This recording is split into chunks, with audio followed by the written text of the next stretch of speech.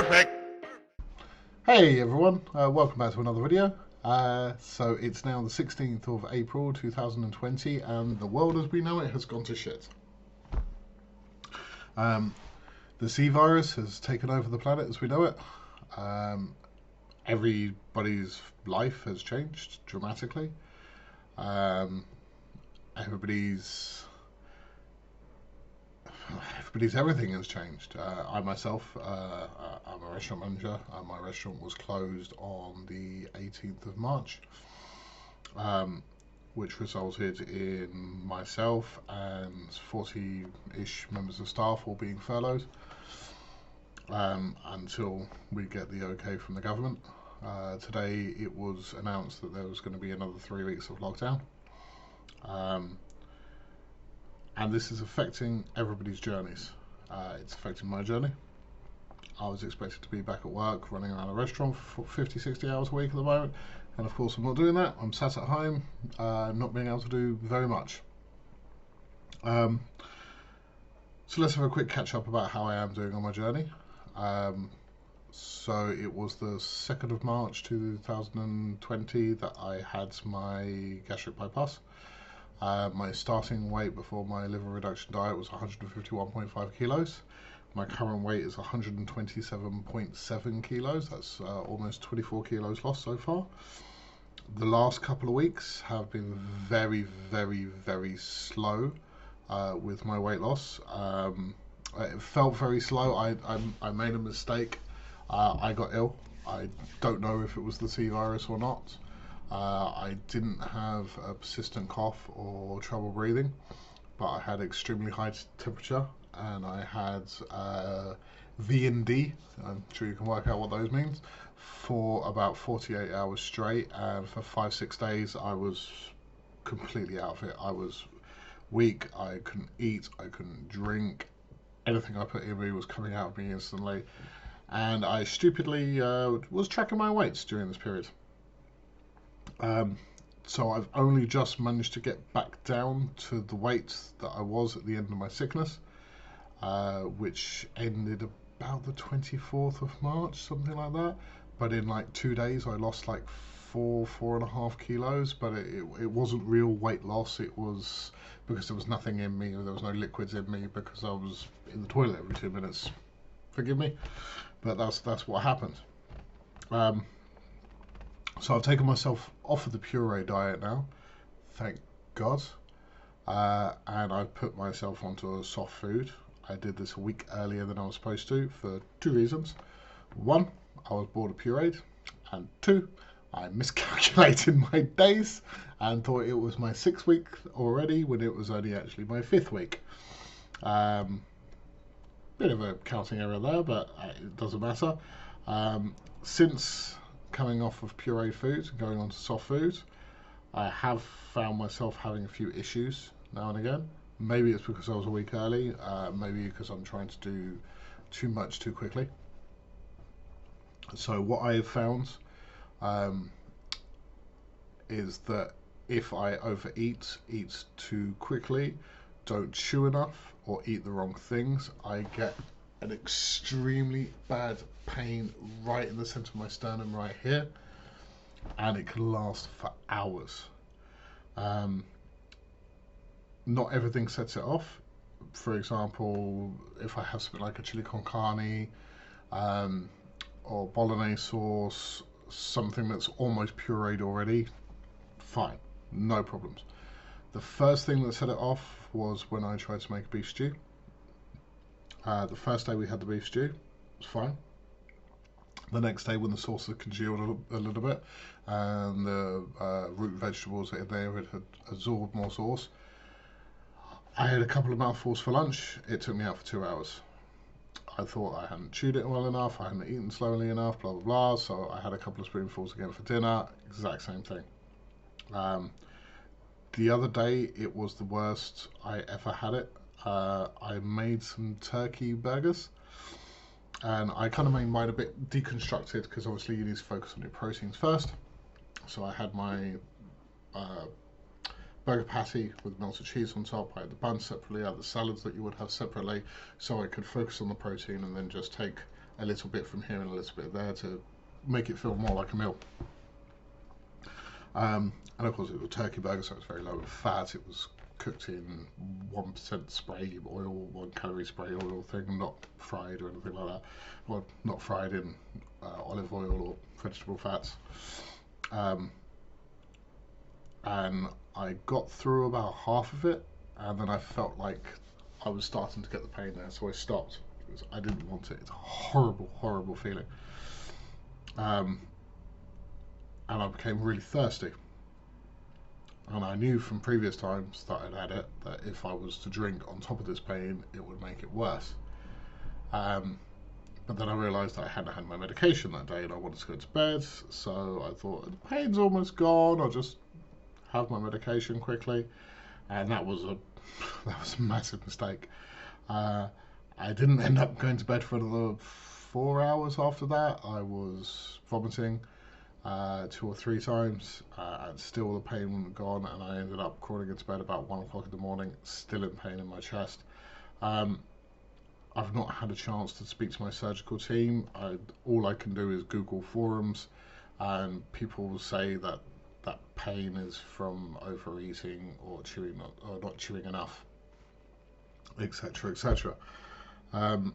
If any of you guys have experienced anything of that, please leave a comment down below and let me know what you think it could have been. But it's made me relook at how I eat food, and I think that's the biggest hurdle any of us have on this journey. It's what our brain tells us we should be having and what our body tells us we should be having, because those two things are two far worlds apart. I make a plate of food for myself and I look at that and I'm like, that is not enough food, and I don't finish it. I keep cooking lunches for myself, and it's just something simple like scrambled eggs. The first time I made scrambled eggs with 4 eggs. I think 3 eggs of it went in the bin. The next time I made it with 3 eggs. I don't like wasting food. I've been cooking a lot because of the quarantine and the lockdown. And I enjoy cooking. It gives me something to do, something to break up the day. And I still can't cook a meal that's a meal for me, my wife and my daughter. I cook a meal and it lasts us 2.5 days sometimes. Depending on how nice it is as well, because that'll depend massively on how much my wife and daughter eat. But yeah, trying to break this psychological thing, it's like, I've been watching quite a few old episodes of Super Size versus Super Skinny. Hello, sorry, it's my cat. And the psychological battles that people that are too thin and don't eat properly and are too big and eat too much are so similar, it's unreal. One side of us is both sides are teased. You know, people who are skinny are called lanky, that they're told they're a bag of bones, you know, etc., etc. And I really don't think that we should do this to each other, because eating either too much or too little is a psychological disorder. It's not an easy fix. It's not being lazy. It's not lacking willpower. Sometimes it could be. But there are psychological issues which cause this. Anyway, I'm kind of getting off on things I don't really want to talk about today. But I was just thinking about the battle that I have every time I prepare a meal and every time I plate up my meal. I always use small plates or small bowls because then it looks fuller. And I'm really enjoying being onto soft foods and having a wider variety. I still haven't risked things that are known triggers for a lot of people after gastric surgery. So rice, pasta, crisps, chocolate, that kind of stuff. I've had a tiny bit of crisps and a tiny bit of chocolate. If one of my girls have been having some, then I've nicked a crisp from them or a little piece of chocolate for them. But quite frankly, when I get this pain in my chest, it's so much I don't even want to discover what dumping syndrome is yet. I've heard the stories, and it doesn't sound like fun. Um, so let's talk about how this dreaded C virus is affecting us all. So people that are already through our operations, most of us are stuck indoors with little to no way of getting any regular exercise. I'm fairly sure that if I was back at work already, I would have lost a lot more weight than I have done at the moment because I do an active job. Um, and even going out for a walk or a run feels wrong. I know technically in the UK we're allowed to go out for one form of exercise, but I live in London, I live in a built up area, um, and it doesn't feel right to be going out there to risking uh, other people if I potentially am carrying something or picking up something and bringing it home. Both my wife and myself are both diabetics, so we are in the high risk group, um, and I don't want to risk bringing something like that home. And for of course, the people that have been waiting for their operations, they're all getting cancelled. I've joined quite a few forums and groups for gastric procedures, um, and I've noticed quite a lot of people on these forums talking about how their operation's been cancelled and how upset they are, and some really nasty people just going at them. People are dying, you shouldn't care about this, da, da, da, da, da. I was lucky. I was done March the 2nd, so I was literally like, what, 2.5 weeks away before lockdown, and I got done. I've been waiting 3 years. If after 3 years of waiting and having a date, it got cancelled because of something that was completely out of my control, I would be upset too. That's perfectly natural. So I don't know why people are attacking these people.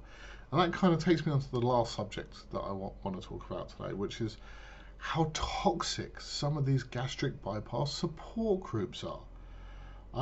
Don't get me wrong, there are some lovely members on them as well. There are some amazing people with some amazing stories who will help you, who will give you information, but there are some people on there that just seem to want to go on there to belittle others and to act like some supreme boss of weight loss surgery. I found myself getting into a couple of debates, shall we call them, with a couple of people. I've even blocked a couple of people that have been on these gastric bypass groups because they just talk nonsense. The ones that I've found the most accepting and with the most helpful people is probably Gastric Bypass UK on Facebook and what's it called? The friendliest gastric sleeve / bypass group on Facebook or something they're called. And they do seem to be full of some really nice members, but there are some people out there that just need to get their heads on straight. They really do. It's a support group. We're there supposed to try and help each other and to try and get through the difficult times. So that's all I've really got to say at the moment. Being locked in at home, not being able to do a lot, doesn't really give you much to update. I have noticed a difference with my body. I've been noticing veins popping up in my hands that I haven't seen for a long time. Clothes that I had in my wardrobe, in the back of my wardrobe, are now fitting. Before the lockdown, I managed to buy a couple of bits that were smaller. I was very happy that I dropped 2 trouser sizes and could actually buy a jacket that I wanted in next because it came in my size when usually I had to order everything online. Thank you for everyone that's been watching these videos. Please like, comment, subscribe, interact with me. Give me something to do in this lockdown. It's driving me absolutely insane. If any of you guys want to hit me up, drop some details in the comments and we'll get into a conversation. I'm on Twitter and Facebook and all that. Thank you very much again for watching, and I'll see you all soon, hopefully next time with a bigger update. Thank you. Bye bye.